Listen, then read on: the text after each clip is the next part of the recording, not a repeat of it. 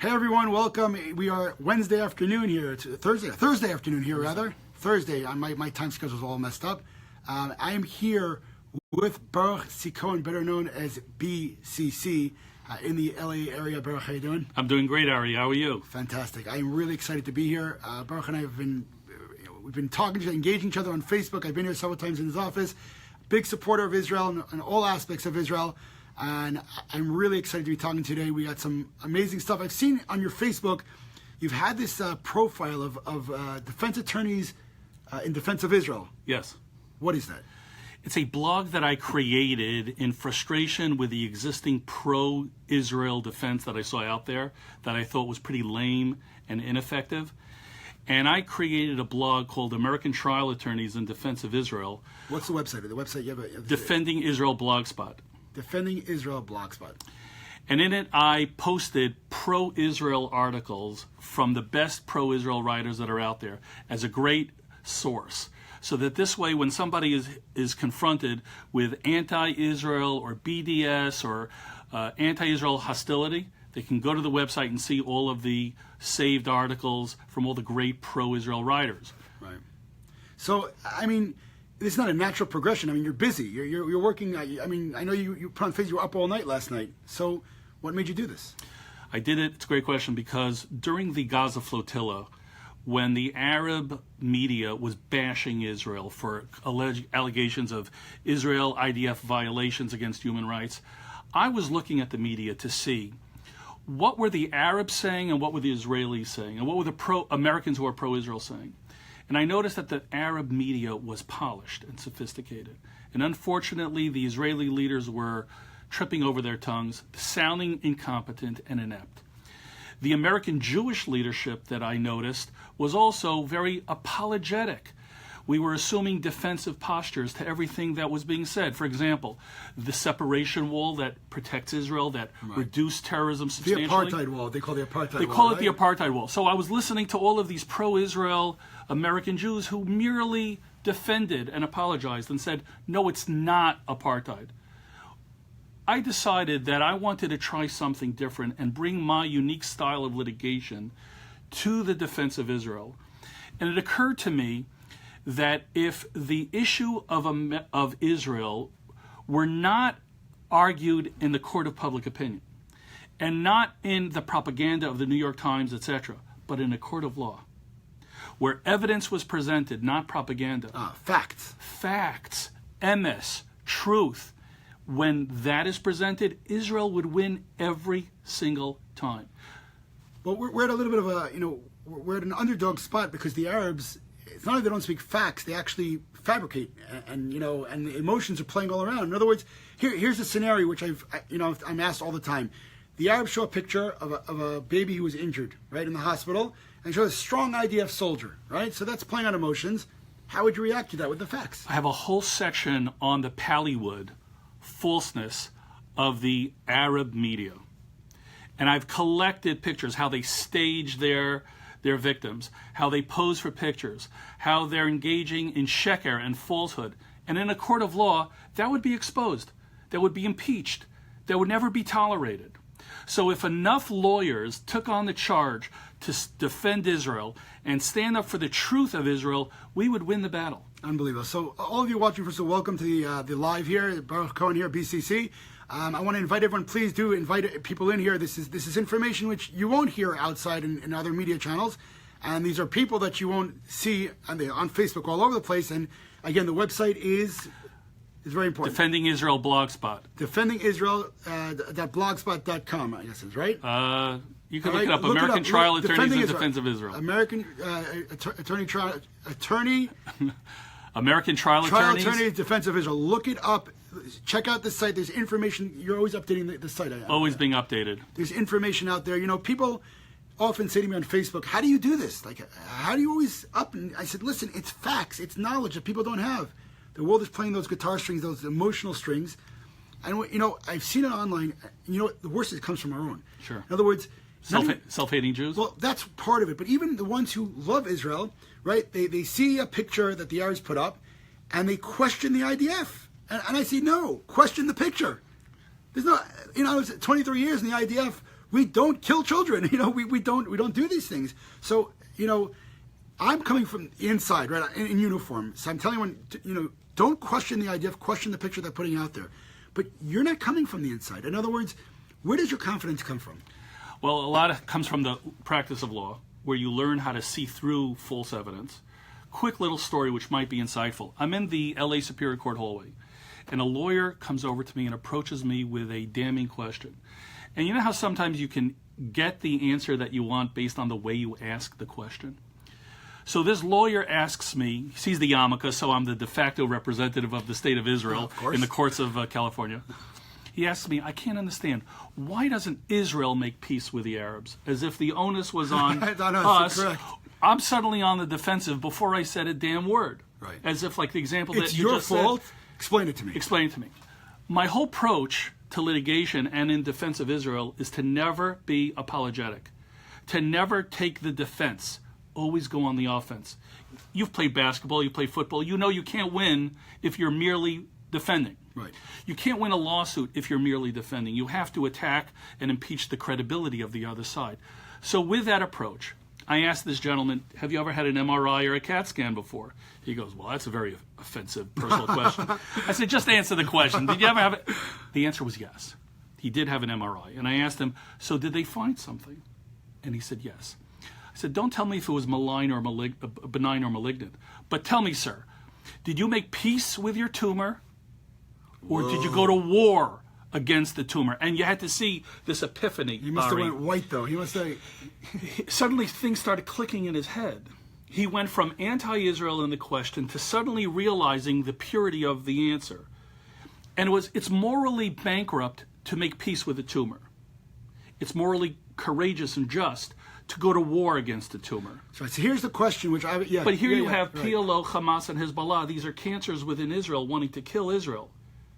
Should Israel make peace with people who want to kill it? It would seem like an obvious answer. The answer is no. Correct. So here's the question, which, again, I'm faced all the time.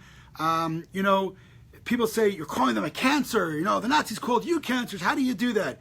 Now, I know how I deal with these people, but, it's a question that people ask. Certainly, the ones who are the anti-Semites usually ask the question, but the question is, why are you calling other people cancer? Well, I'm not calling people cancers. I'm calling their ideology. You look at the Hamas charter. They want to kill Israel. So it's not like I'm editorializing. I'm telling you exactly. Over a little bit. There's a bug in Facebook. I don't know. Zook, come on. And I'm telling you honestly, and I'm telling it like it is, what their ideology is requiring them to do. They want to kill Jews. I don't know about you, but I call that cancerous. Right. So, in other words, the idea is we're not calling the people, saying the people are cancer because they're Arab or Muslim. We're saying that their ideology is cancer. In other words, I say to people all the time, even Jews, especially Jews, I say to them, I don't understand. Why are you accepting the narrative of the Arabs? Why do you start from the two-state solution? Why do people start from there? In other words, starting from the two-state solution basically means, well, they deserve it. Somehow they have a right. Here we go. We're back. Give it a second. All right. So we were talking about the idea of cancer. You're talking about the Hamas charter. By the way, everyone, the Hamas charter has actually been translated recently into English. You must download it. You will not believe we're talking about a page, out of Mein Kampf. It's unbelievable. So calling a spade and calling it for what it is not rhetoric. It's fact. Right. So, to those people that want to be politically correct, I'm sorry. Too bad. The facts on the ground is that the IDF is the most moral, ethical army in the world. They care more about human rights than any army, and yet they're being maliciously maligned and slandered as being apartheid and war criminals. I have a whole section on my blog about the purity of arms, of Tahor HaNeshek, of the Israeli army, and how just and moral they are. So it's important for people to be educated. You can't just form your opinions based on a 1 minute, 30-second soundbite. Right. So I was about to ask you, what would you advise to people who want to defend Israel? They're very emotional. Oh, we love Israel, blue and white. What would you advise to people who are trying to defend Israel, certainly online? What's the first thing that they have to do in order to defend Israel? Spread the word. And by that I mean as follows. Do you remember a couple of years ago the Maccabees had this Hanukkah video and everyone and everyone else's brother was sending it out to each other? Right. It went viral. It went viral. Right. I go to shul, I'll go to court, and someone will say to me, "Oh, did you see the pro-Israel article that I saw in the Wall Street Journal?" And I said, "Yes." "Sir, did you share it?" "No." "Why didn't you share it? How many people are on your mailing list?" "Oh, about 150. You mean to tell me you were holding in your hands a pro-Israel article that with a click of one button, you could be disseminating it to 150 people? And you kept it to yourself. And you kept it to yourself. It's a shame.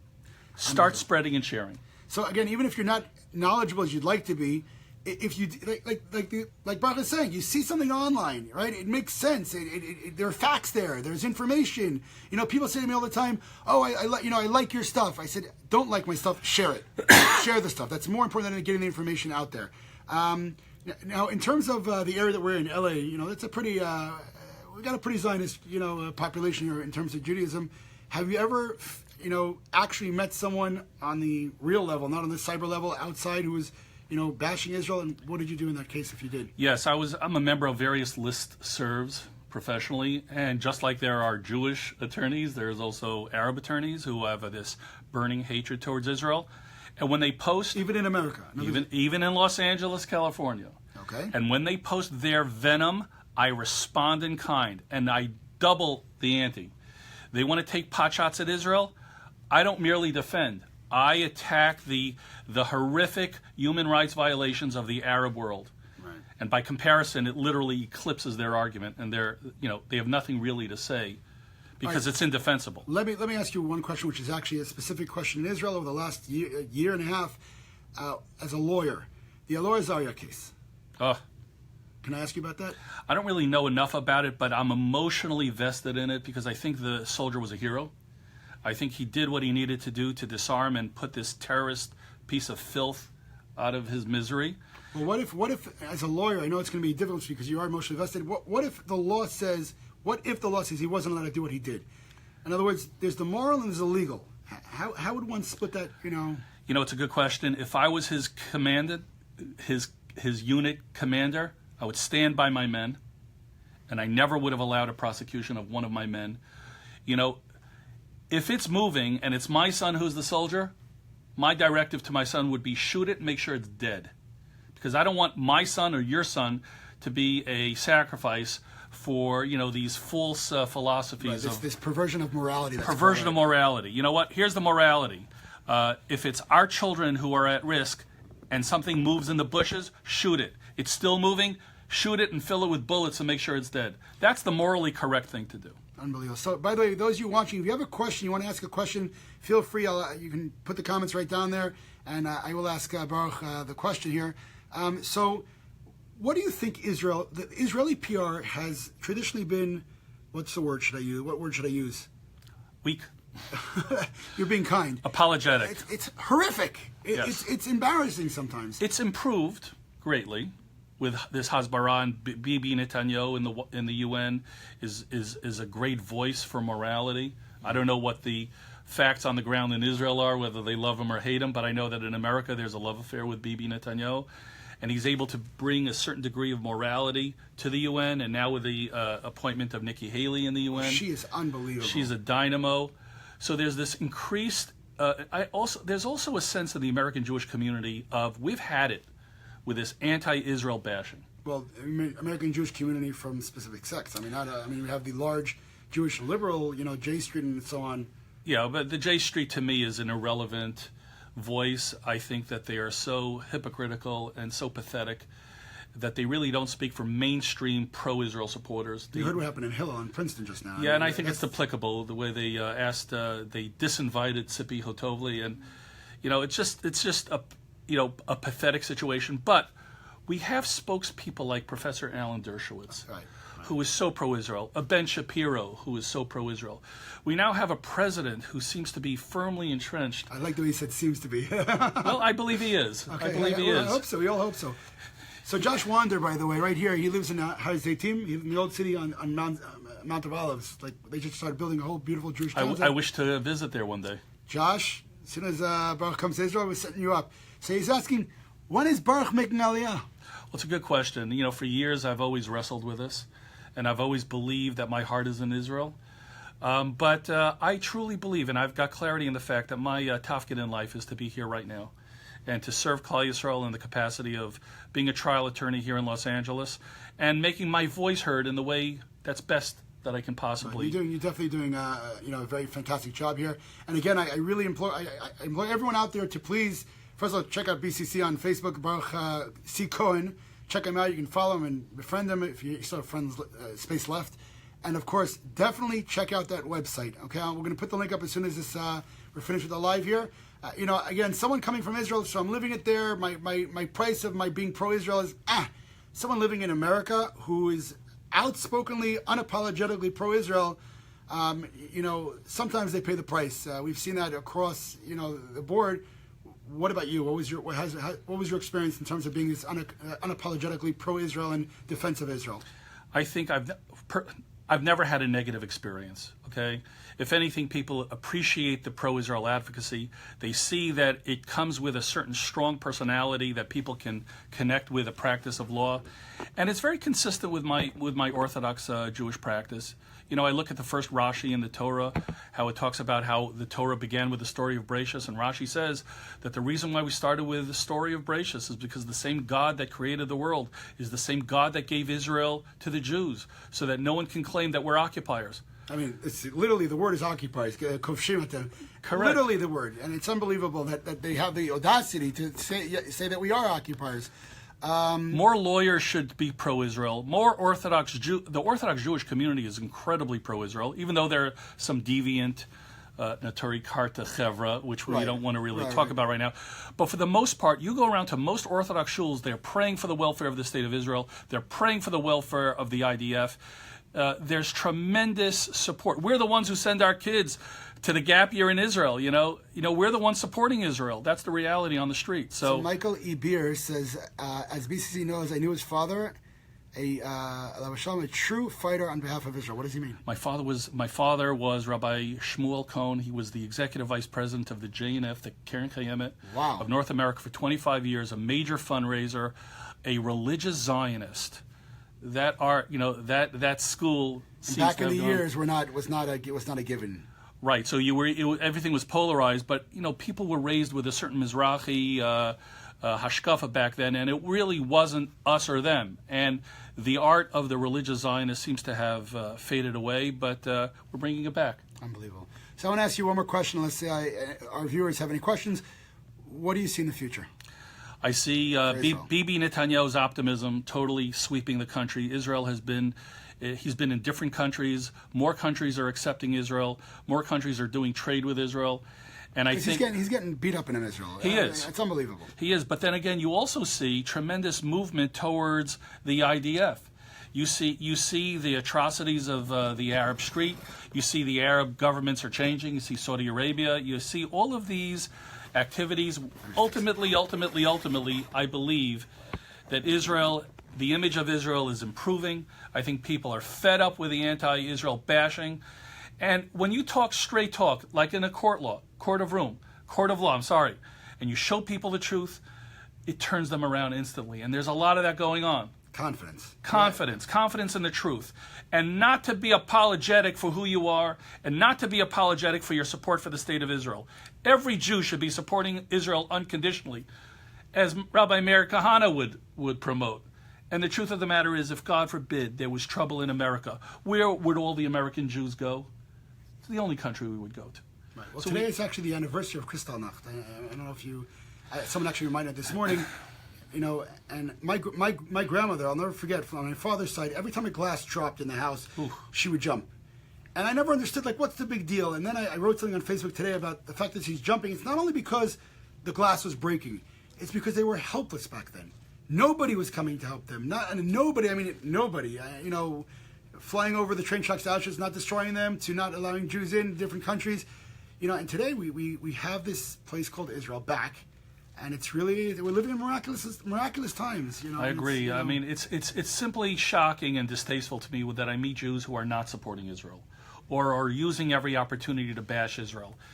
You're not going to gain any brownie points for doing so. The mark of your reputation and your mark on this world will ultimately be asked when you go up to heaven, how strong did you support your fellow Jews in Israel?